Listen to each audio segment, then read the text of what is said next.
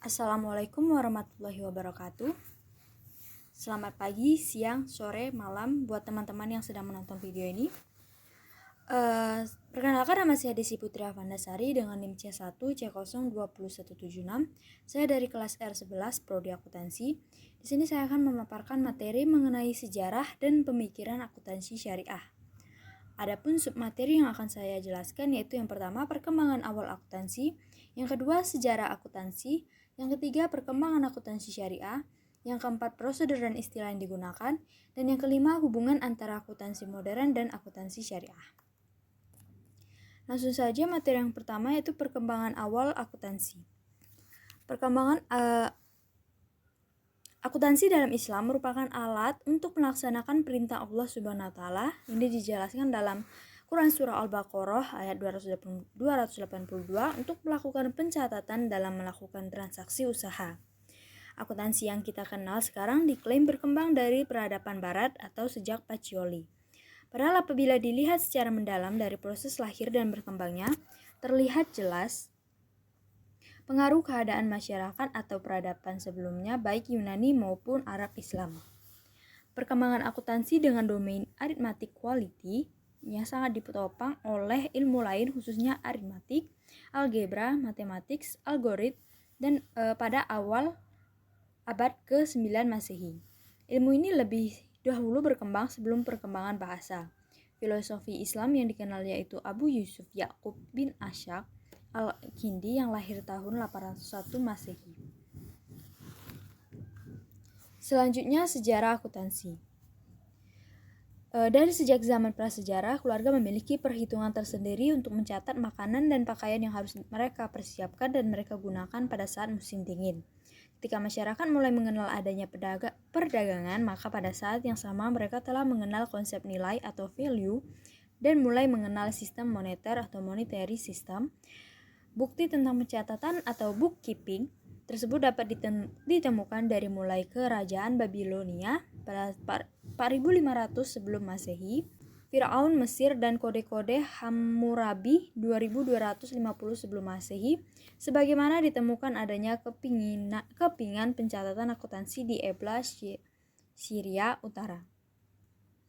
Selanjutnya perkembangan akuntansi syariah terbagi menjadi dua. Yang pertama, zaman awal perkembangan Islam.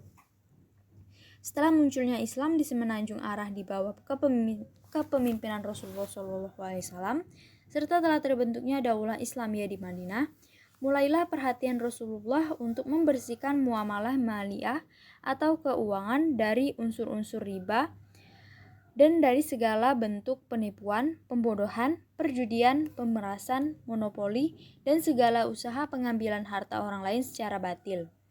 Bahkan Rasulullah lebih menekankan pada pencatatan keuangan. Rasulullah mendidik secara khusus beberapa orang sahabat untuk menangani profesi ini dan mereka diberi sebutan khusus yaitu Hafizatul Amwal atau pengawas keuangan. Yang kedua, zaman Khalifah. Abu Bakar, pengelola Baitul Ma'al, masih sangat sederhana di mana penerimaan dan pengeluaran dilakukan secara seimbang sehingga hampir tidak pernah ada sisa.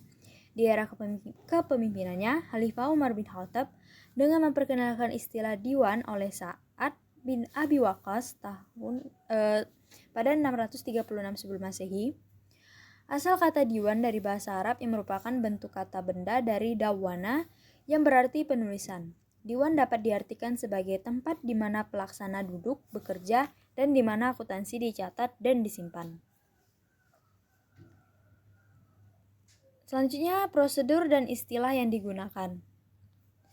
Prosedur yang harus dilakukan menurut Zaid tahun 1999 yaitu yang pertama, transaksi harus dicatat setelah terjadi. Yang kedua, transaksi harus dikelompokkan. Yang ketiga, penerimaan akan dicatat di sisi sebelah kanan dan pengeluaran dicatat di sebelah kiri. Yang keempat, pembayaran harus dicatat dan diberikan penjelasan yang memadai di sebelah sisi kiri halaman. Yang kelima, pencatatan transaksi harus dilakukan dan dijelaskan secara hati-hati. Yang keenam, tidak diberikan jarak penulisan di sisi sebelah kiri dan harus diberi garis penutup. Yang ketujuh, koneksi dan atas transaksi harus dilakukan dan dijelaskan secara hati-hati. Yang kedelapan, jika akun telah ditutup, maka jika akun telah ditutup, maka akan diberi tanda tentang tersebut. Yang kesembilan, seluruh transaksi yang dicatat di buku jurnal atau al-jaridah akan dipindahkan pada buku khusus berdasarkan pengelompokan transaksi. Dan yang 10, orang yang melakukan pencatatan untuk pengelompokan berbeda dengan orang yang melakukan pencatatan harian. Materi yang terakhir yaitu hubungan antara akuntansi modern dan akuntansi syariah. Alasan teknis yang mendukung hal tersebut adalah Luca Pacioli mengatakan bahwa setiap transaksi harus dicatat 2 kali di sisi sebelah kredit dan di sisi sebelah debit. Dengan kata lain, bahwa pencatatan harus diawali dengan menulis sebelah kredit dan di sisi sebelah debit.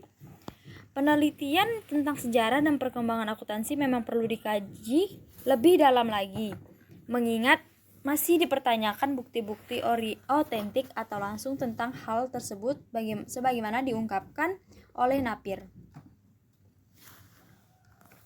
Baiklah, itu saja pemaparan materi dari saya. Kurang lebih saya mohon maaf. Saya akhiri. Wassalamualaikum warahmatullahi wabarakatuh.